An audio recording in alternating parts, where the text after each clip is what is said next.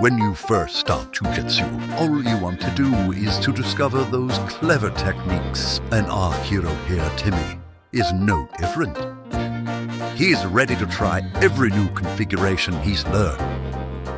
However, there's nothing more unfortunate than some Persky cardio getting in the way.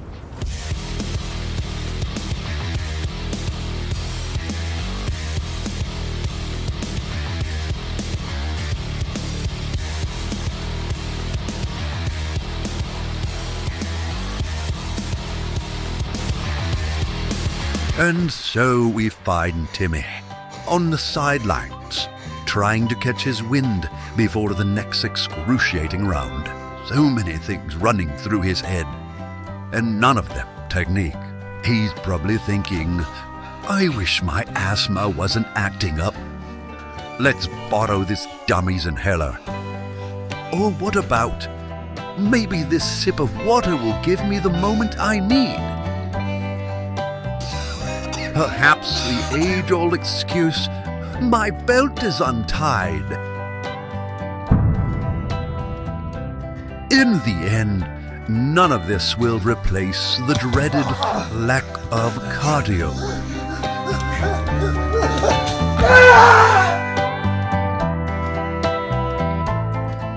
Hey guys, it's Dom Bell here, and I'm here with Alex Sterner. He is a strength coach at Electron Performance and works with some of the highest level jiu-jitsu and MMA and other athletes like across the world. And we're here talking about cardio for BJJ. And I have a couple of questions for you, Alex, if you could help me clear up some misconceptions that we see are very, very common in people's belief on improving their cardio for jiu-jitsu. The first question I have, and this is one that I thought for a long time when I first got into jiu-jitsu, is I believed, and a lot of people believe, all you need for conditioning is more jiu-jitsu. What do you think about that? So I think that there's a lot of truth to that. I think the best conditioning for any sport is that sport, but it won't really give you the full picture. I think conditioning for jiu-jitsu is made up of a lot of different things. There's elements of strength. There's things that are much more specific, like grip strength that you can build much more quickly in the weight room. And there's elements of cardio that you just don't get all that much from jiu-jitsu. So there's a lot of truth to it. But if you're already doing that and it's not working, there's a lot more you can do. Next question.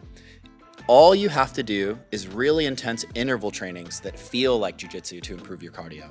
What do you think about that? If you're not training that much jiu-jitsu, this can work really, really well. But for people who are already training 4, 5, even 6 days a week, they might actually get a lot more out of steady state cardio. Much lower intensity, longer duration cardio that's far less fatiguing and allows the heart to fully stretch so that the heart muscle can get more efficient at pumping blood. And you don't really get that adaptation from jiu-jitsu or from these really intense intervals. So again, it depends. If you're only training jiu-jitsu 1 day a week, that might work for you. If you're training 4, 5+ days a week, you might actually get a lot more out of steady state work. Circuits are really good for conditioning. So again, there's some truth to it. They're trying to improve a lot of those general qualities that I talked about. Something like a circuit, you look at it and you're like, oh, there's some strength work in there. There's some conditioning, I'm breathing heavy. So the logic is on point. They're approaching a really multifaceted and complex problem, but they're doing everything at once. It can actually be way more efficient if you split those things up. If you did some aerobic work on its own, you did some glycolytic work on its own, and you did your strength work on its own. Even though it might seem like that's more total work, you're gonna push each variable much further when you focus on just that thing. Think, for example, if you were trying to work on your X guard.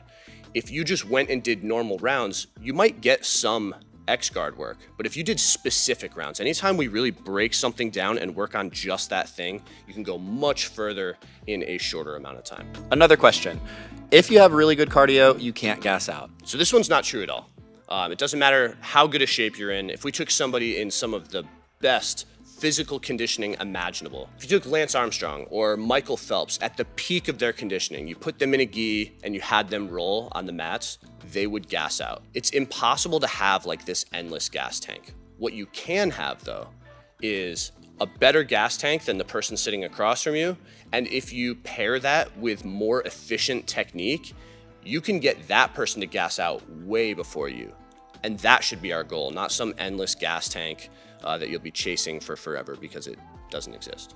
Okay, so Alex, those are a lot of things that we know not to do or that are not going to improve our cardio. But is there anything you can offer us and the viewers and myself, something where we can test our cardio or something we can do to improve our cardio that is effective and isn't these common misconceptions? Can you speak on that, please? Yes. I gotta get my phone though. Okay. Hold up.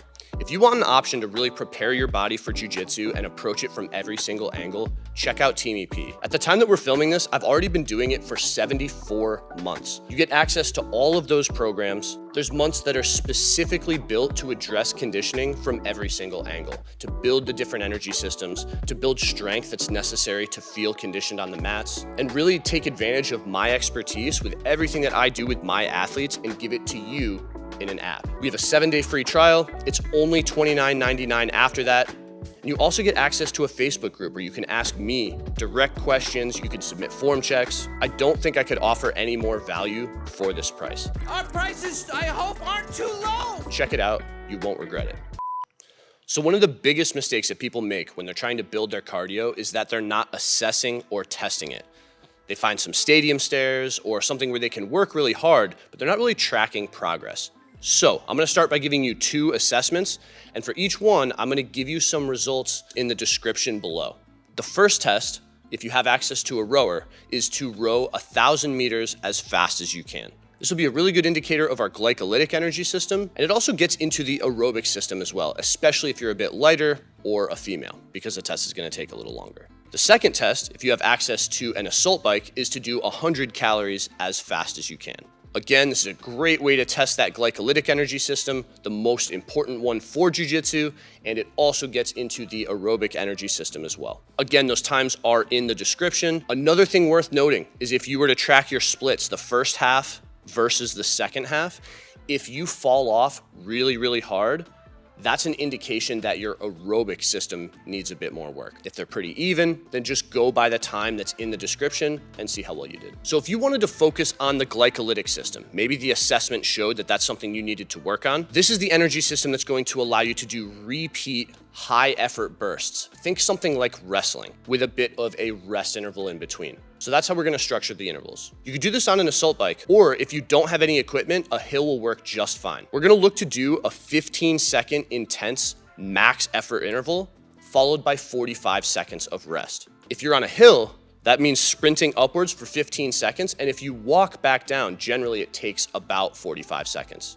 We're gonna do this starting for 2 sets of 4, and as you get more adapted to it, as you can handle more, you can do 3 or 4 total sets. So if you're doing these right, they should be really, really intense, but they shouldn't take all that long. 4 sets of 4 reps would only be 12 total minutes. So we should be working really hard, they should be really difficult, and by the end, you should be spent.